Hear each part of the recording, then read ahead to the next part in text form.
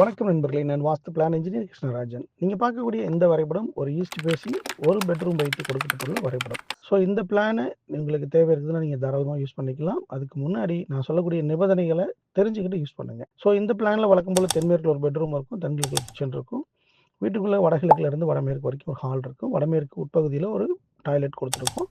அதே போல் வீட்டுக்கு வெளியில் தென்கிழக்கில் மாடிப்படி கொடுக்கப்பட்டிருக்கு.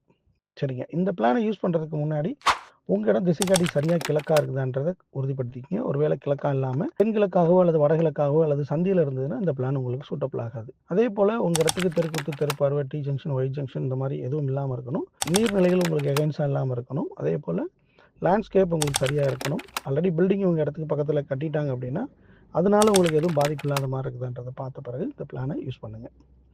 நண்பர்களே, இப்போ நீங்கள் பார்க்கக்கூடிய இந்த பிளான் ஒரு 1 BHK அளவில் கொடுத்துருக்கோம். ஒருவேளை இது 20 அடியிலையோ 22 அடியிலையோ இந்த மாதிரி பிளானை நீங்கள் போடுறீங்க அப்படின்னா, ஸோ இந்த மாதிரியான இடங்களுக்கு மாடிப்படி வீட்டுக்கு வெளியில் வர்றது 100% இல்லை, 200% தவறாக வர்றதுக்கான வாய்ப்பு உண்டு. ஸோ இந்த மாதிரி ஆன்லைனில் கிடைக்கக்கூடிய பிளானை யூஸ் பண்ணும்போது மிகுந்த கவனத்தோடு யூஸ் பண்ணுங்கள். எச்சரிக்கை, எச்சரிக்கை, எச்சரிக்கை.